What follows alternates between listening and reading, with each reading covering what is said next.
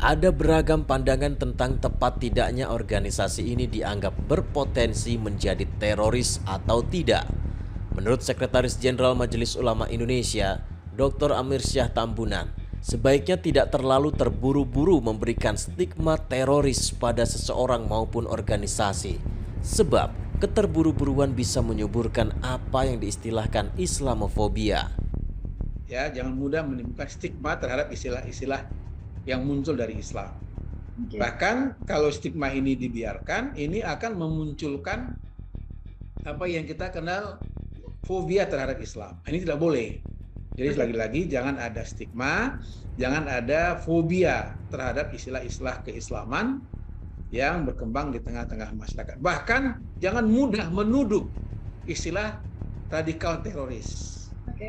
Ini saya minta kepada semua pihak, jangan mudah melakukan tuduhan bahwa ini masuk kategori radikal teroris. Itu tidak kita inginkan karena nanti akan menimbulkan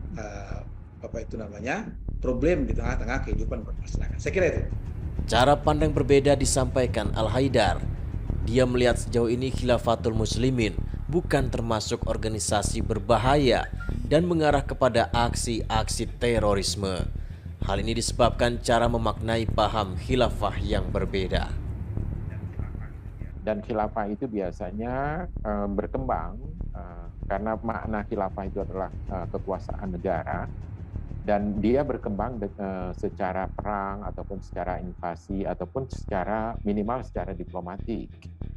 Jadi kalau itu tidak dilakukan, maka sangat mungkin bahwa mereka tidak akan bisa berkembang. Jadi ya gerakan yang mereka buat itu hanya sebuah klaim-klaim saja yang sebenarnya ya boleh dikatakan itu adalah tipikal gerakan milenarian atau mesianik dari organisasi-organisasi keagamaan di Indonesia. Dan ada 3 organisasi keagamaan yang memang memperjuangkan atau mengusung ide khilafah ini. Yang pertama adalah Khilafatul Muslimin, yang kedua adalah Hizbut Tahrir Indonesia yang memperjuangkannya lewat cara kudeta, dan yang ketiga adalah ISIS yang memperjuangkannya lewat cara revolusi. Ada satu lagi sebenarnya, yaitu Negara Islam Indonesia, karena selama ini jarang sekali dikaitkan dengan khilafah. Mereka sendiri sudah memutuskan sejak tahun 1948 melalui konferensi Kisayong untuk membentuk khilafah dunia sebagai target ataupun tahap akhir dari fase perjuangan mereka yang ketujuh. Jadi apakah kemudian ini berpotensi untuk terjadi gerakan terorisme misalnya? Mungkin nggak sih, Bang Kedar? Yang berpotensi untuk melakukan terorisme hanya ISIS saja, dan mereka sudah terbukti melakukannya. Kalau HTI itu tidak pernah terlibat dengan terorisme karena memiliki metode yang berbeda untuk memperjuangkan ide khilafah ini. Begitu juga Khilafatul Muslimin. Mereka sudah, kalaupun mereka mengumpulkan uang, biasanya hanya untuk dibagikan bagi kesejahteraan para fungsionarisnya, para pengurusnya, para pemimpin yang ada di jajaran mereka. Namun tidak demikian dengan cara pandang BNPT. Sebagai badan yang diberi kewenangan untuk mencegah terjadinya aksi-aksi terorisme di negeri ini, bagi BNPT, sekecil apapun potensi tetap harus diwaspadai. Apalagi kelompok-kelompok semacam ini umumnya pandai berkamuflase.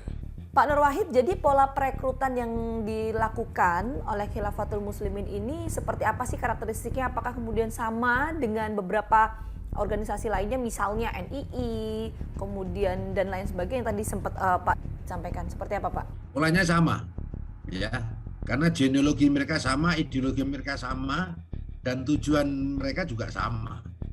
Jadi pola rekrutannya pun sama, yaitu menggunakan media langsung ataupun menggunakan dunia maya, termasuk melalui konvoi dan sebagainya. Itu kan propaganda, itu termasuk ke pasar-pasar, ke keliling ke masyarakat, RT RW dengan toa, itu kan propaganda seperti itu, termasuk menggunakan media sosial dan lain sebagainya.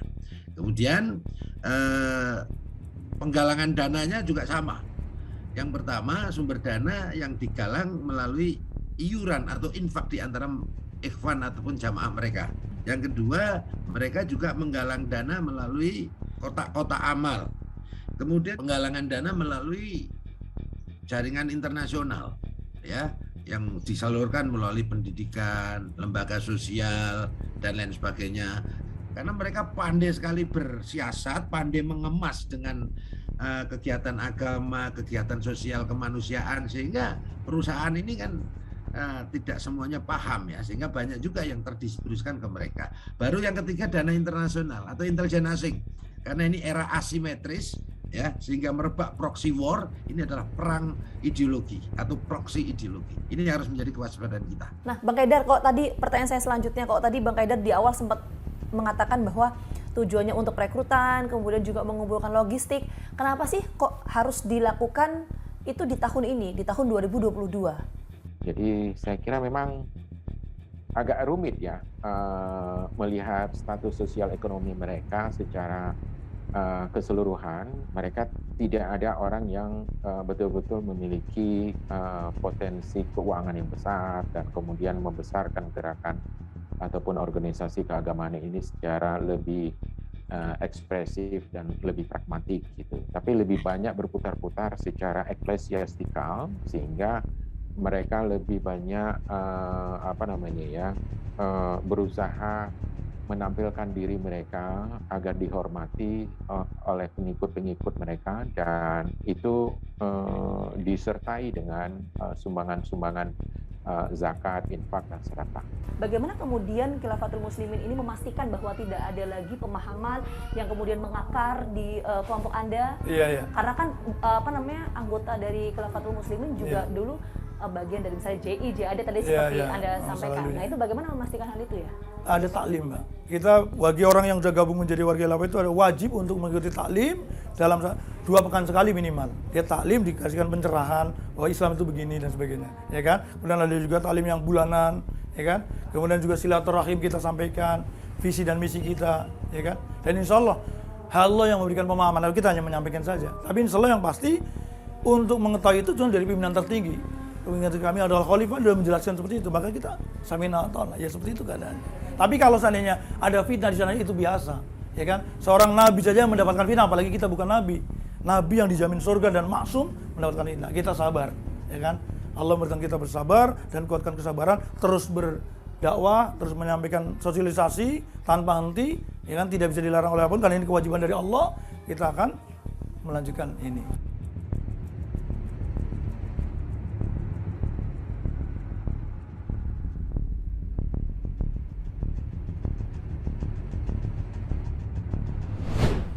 Ada berbagai macam persepsi atau perspektif yang muncul di benak publik berbicara mengenai konvoi sepeda motor yang dilakukan oleh sekelompok orang yang menamakan dirinya Khilafatul Muslimin. Terlepas dari apapun itu, pemirsa, sampai saat ini pihak kepolisian masih menelusuri. Kita tentu akan tunggu bagaimana perkembangan pemeriksaan dari pihak kepolisian. Saksikan terus Fakta setiap hari Senin pukul 8 malam hanya di TV One.